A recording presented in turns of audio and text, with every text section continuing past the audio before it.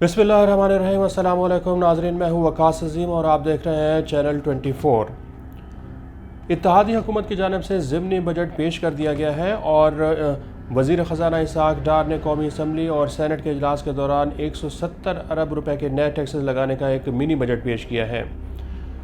जिस वक्त वज़ीर ख़ज़ाना इसहाक़ डार कौमी असम्बली के इजलास के दौरान मिनी बजट पेश कर रहे थे, उसी वक्त पार्लियामेंट के अंदर एक सेनेटर जिनका ताल्लुक़ कारोबारी फैमिली से है, वो वहाँ मौजूद थे और उन्होंने एक वाक़या सुनाया। वाक़या ये सच था कि जापान में उनके दोस्त की एक कंपनी थी जिसकी मालियत तकरीबन 8 से 10 अरब डॉलर्स की थी, लेकिन कंपनी जो जापान में थी वो माली मुश्किलात का शिकार होने लगी और एक वक्त ऐसा आया कि कंपनी का दिवालिया निकल गया। लेकिन 2-3 साल के बाद वो बताते हैं कि जापान के उस बिज़नेसमैन ने अपनी कंपनी को दोबारा अपने कदमों पर खड़ा किया और उसका जो नुकसान था वो पूरा किया और उसी कंपनी को नुकसान से निकालकर वो प्रॉफिट में लेकर गए।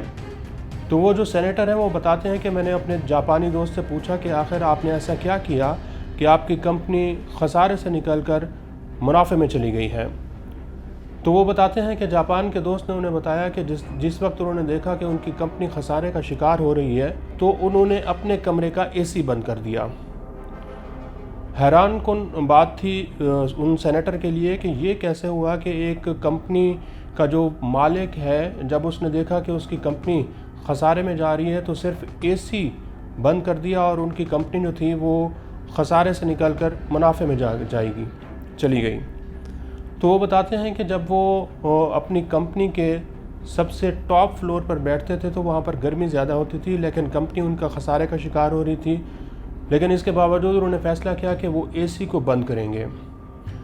और देखते ही देखे जितने भी एम्प्लॉयज़ थे उनके उस कंपनी के अंदर, उन्होंने भी अपने एसी बंद करना शुरू कर दिए। और 2-4 महीने के बाद जितनी गाड़ियाँ थीं, अगर उस कंपनी में 200 गाड़ियाँ थीं तो 2-4 महीने के बाद वो गाड़ियाँ जो हैं वो कम होकर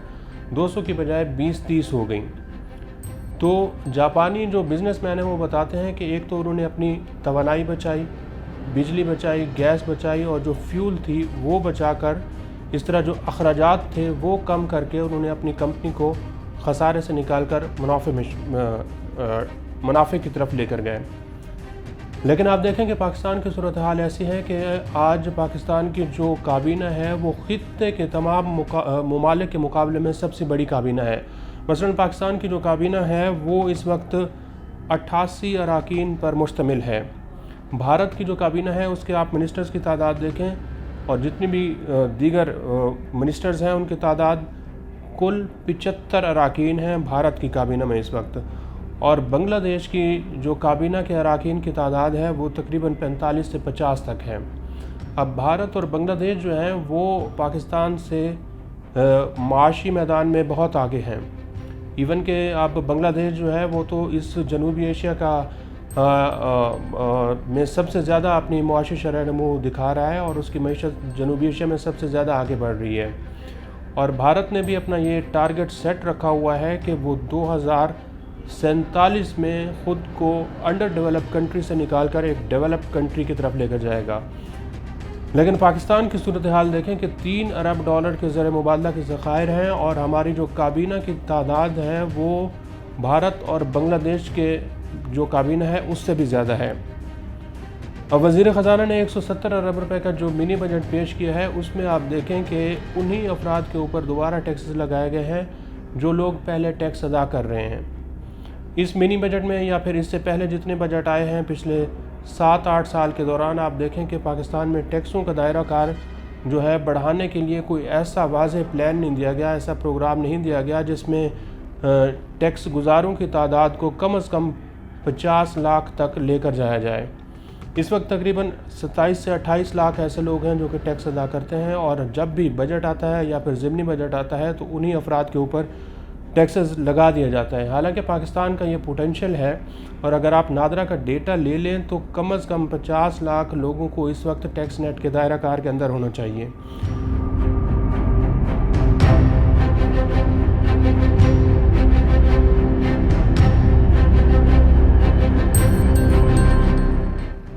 بی آر کی اس میں بڑی کوتاہیاں ہیں، کیونکہ ایف بی آر جو ہے وہ اپنا کام کرنے میں اتنا سنجیدہ نہیں ہے، اور جو ٹیکس وصولیاں ہو رہی ہیں وہ بھی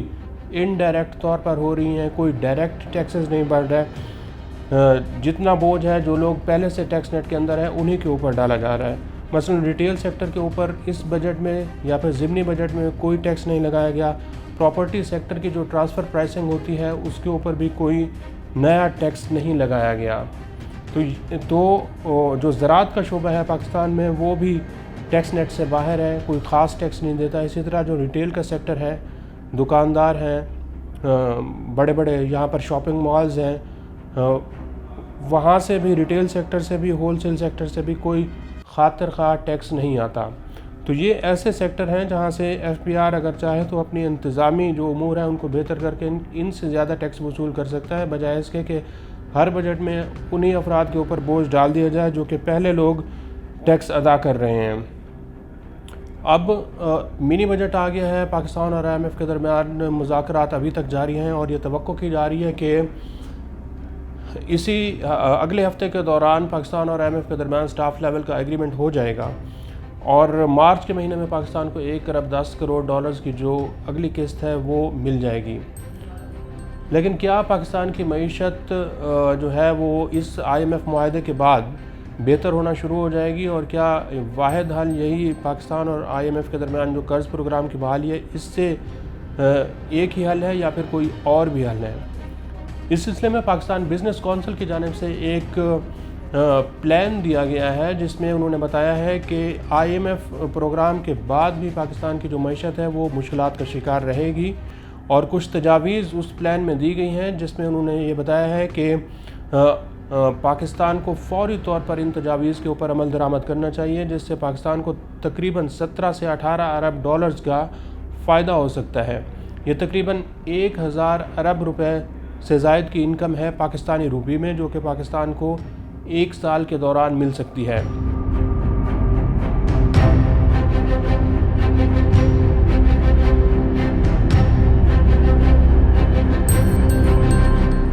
ان تجاویز میں سب سے پہلے پاکستان بزنس کونسل نے یہ بتایا ہے کہ حکومت پاکستان کو فوری طور پر آئی ایم ایف کے ساتھ قرض جو معاہدہ ہے اس کو بحال کرنا چاہیے، اور اس میں مزید تاخیر نہیں کرنی چاہیے۔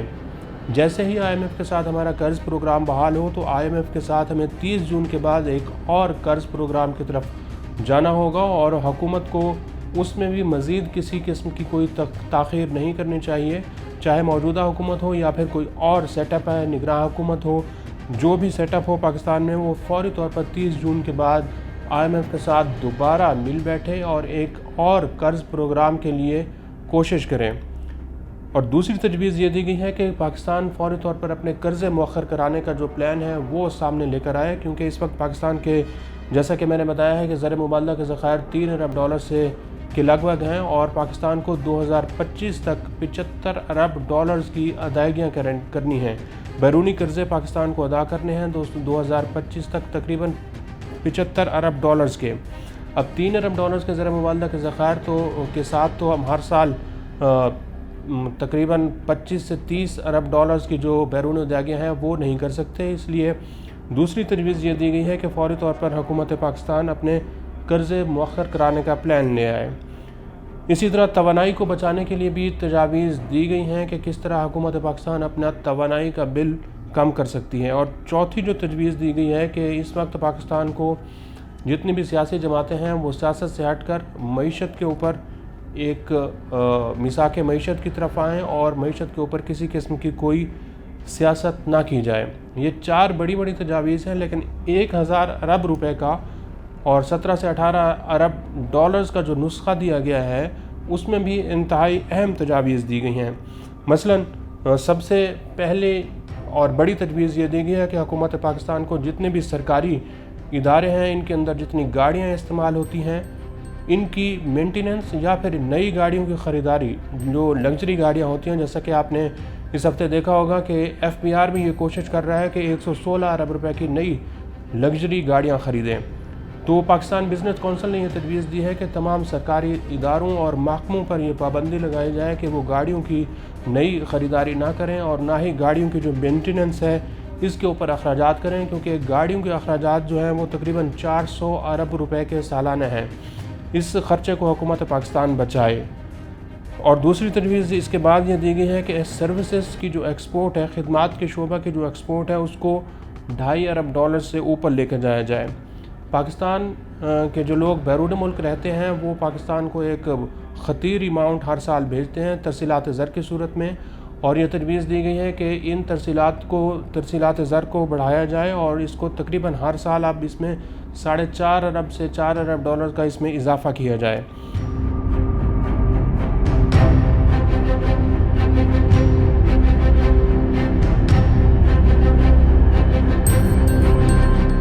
یہ بھی تجویز دی گئی ہے کہ جو 2 LNG کے پاور پلانٹس ہیں ان کو حکومت پاکستان فوری طور پر بیچے اور ان سے 3 ارب ڈالرز کی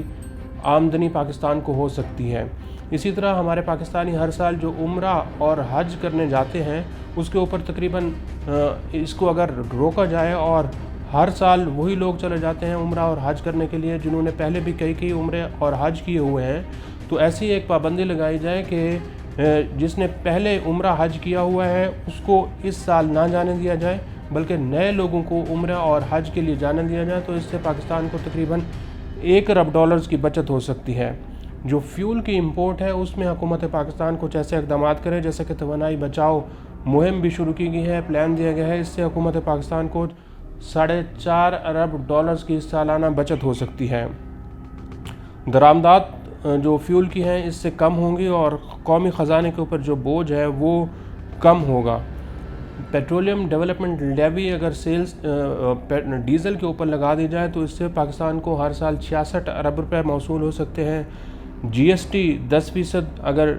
لگا دیا جائے ڈیزل کے اوپر، پیٹرولیم مصنوعات کے اوپر، تو اس سے حکومت پاکستان کو 200 ارب روپے کی اضافی آمدنی ہو سکتی ہے۔ اسی طرح جو سگریٹ کا سیکٹر ہے، تو ٹوبیکو سیکٹر ہے، اس کے اوپر اگر FBR نئے ٹیکسز لگائے اور اضافی ٹیکسز لگائے تو اس سے بھی FBR کو 75 ارب روپے کی سالانہ اضافی انکم ہو سکتی ہے۔ ریٹیل سیکٹر جس کا پہلے میں نے ذکر کیا ہے کہ FBR کو اس کی طرف فوکس کرنا چاہیے، اور پاکستان بزنس کونسل بھی یہ کہہ رہا ہے کہ اس سے ریٹیل سیکٹر سے FBR کو 23 ارب روپے کی اضافی انکم ہو سکتی ہے۔ پراپرٹی کے سیکٹر سے حکومت پاکستان کو اگر اضافی ٹیکس لگائے تو اس سے بھی 50 ارب روپے کی سالانہ اضافی انکم ہوگی، اور پراپرٹی ٹرانسفر جو کہ پلاٹ کا لین دین ہوتا ہے، پراپرٹی ایک جگہ سے دوسری جگہ ٹرانسفر ہوتی ہے، ایک شخص دوسرے شخص کو ٹرانسفر کر رہا ہوتا ہے، اس کے اوپر اگر ٹیکس لگا جائیں تو اس سے بھی حکومت پاکستان کو 75 ارب روپے کی سالانہ جو آمدن ہے وہ اضافی حاصل ہو سکتی ہے۔ اسی طرح جو انرجی کے ٹیرف ہیں اگر ان کو صحیح ان کا مناسب ریٹ طے کیا جائے بجلی اور گیس کے جو ہیں، اور خاص طور پر جو غریب طبقات ہیں جو کہ جن کا تعلق جو BISP کے مستحقین ہیں یا جن کی آمدن جو ہے وہ 20-25 ہزار روپے ماہانہ تک ہے، ان تک اگر سبسڈی کو رکھا جائے، اور اس سے زیادہ جن لوگوں کی آمدنی ہے 40-50-60 ہزار یا 1 لاکھ روپے تک ہے، ان کے اوپر اگر بوجھ زیادہ ڈالا جائے تو اس سے حکومت پاکستان کو 100 ارب روپے کی آمدنی ہو سکتی ہے۔ اس کے ساتھ ساتھ یہ بھی تجویز دی گئی ہے کہ حکومت پاکستان کو اب ڈالر کو کنٹرول کرنے کی کوشش نہیں کرنی چاہیے، بلکہ ڈالر کا جو ریٹ ہے وہ مارکیٹ فورسز کے اوپر چھوڑ دینا چاہیے، اور مارکیٹ کا جو ریٹ ہے اور جو بینک کا ریٹ ہے اس میں زیادہ فرق نہیں ہونا چاہیے، کیونکہ اگر فرق ہوگا تو اس سے پاکستان کی معیشت کو نقصان پہنچے گا اور لوگ حوالہ اور ہنڈی کے ذریعے پاکستان میں اپنے پیسے بھیجنا شروع کر دیں گے، جس سے تقریباً 4 ارب 20 کروڑ ڈالرز کا سالانہ پاکستان کو نقصان ہو سکتا ہے۔ افغانستان کی طرف جو پاکستان کے ڈالرز اسمگل ہو رہے ہیں اس کو فوری طور پر روکنا چاہیے، اور اس وقت جو صورتحال بنی ہوئی ہے کہ ہر شخص یہ کہہ رہا ہے کہ ڈالر کا کیا ریٹ ہے، ڈالر کا کیا ریٹ ہے، لوگ ڈالر خریدنے کی بھی کوشش کر رہے ہیں۔ پاکستان کے میں جو کاروباری برادری ہے، صنعت کار ہیں، سرمایہ کار ہیں، یا جس کے پاس کچھ سیونگ ہے، وہ بھی اب یہ کوشش کر رہا ہے کہ اپنے پاس کچھ ڈالر رکھ لیں۔